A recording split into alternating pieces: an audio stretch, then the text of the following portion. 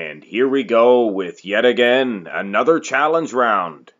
Today we are going to pit Clarence Ross against John Farbotnik. This will be a 1940s classic. I actually have Clarence Ross just edging out a slight victory in this one here. John Farbotnik is fantastic. He is aesthetically pleasing to the eye.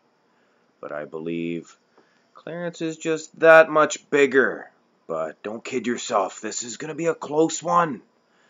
So now at this time, we'll have these two gentlemen display their front double bicep poses.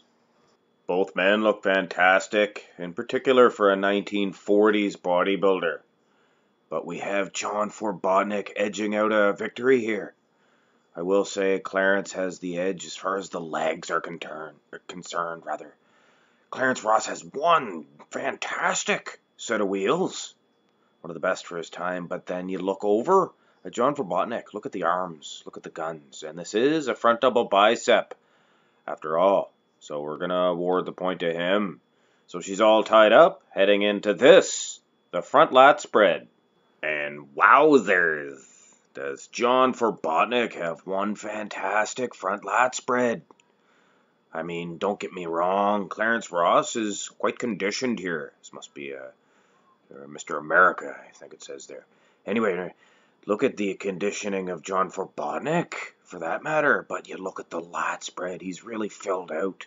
And definitely earning himself another point here. It appears John Farbotnik is in the lead. This is going to be heartbreaking if Clarence Ross loses. Clarence Ross, one of my all-time favorites for the 1940s. But anyway, Mr. Clarence Ross will not give up. What he will do is display this, the side chest. This is actually a fairly close one. Now, there's no doubt in anybody's mind that John Farbotnik's, the separation in his arm there, is superior in that aspect. But it is close when you look at the chest. Perhaps Clarence has a little bit of an edge in the chest region. But it's close on that one. But when you look down at the legs, one Farbotnik from the side has quite a narrow set of little pins.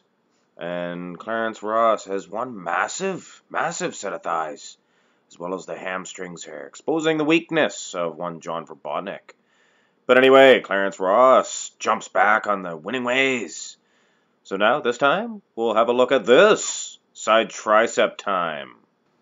Now, based on the tricep alone, and Farbotnik is definitely putting up a good fight.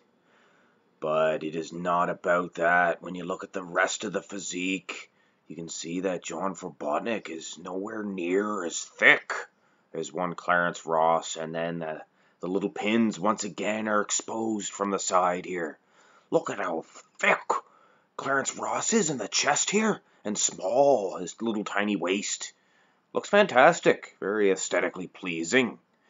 Definitely earning him a victory in the side tricep. It was close for a while there, but it appears Clarence Ross has jumped back on the winning ways for good. But who knows? Let's head on into this, the most muscular pose.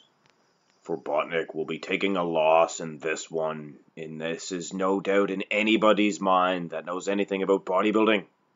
It appears Clarence Ross is quite young in this picture. He's quite a lantern-jawed fellow, so he looks a little bit older than he really is, I believe. But he's probably in his 20s here, but wow, look at the conditioning of Ross here. Never seen the likes of it.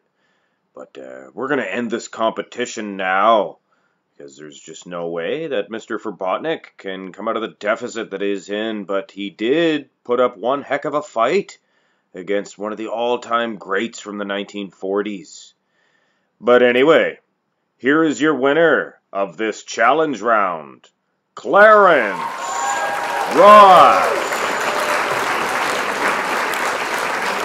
Clarence Ross will now await the challenge of another challenge round winner to do battle in the Gladiator round.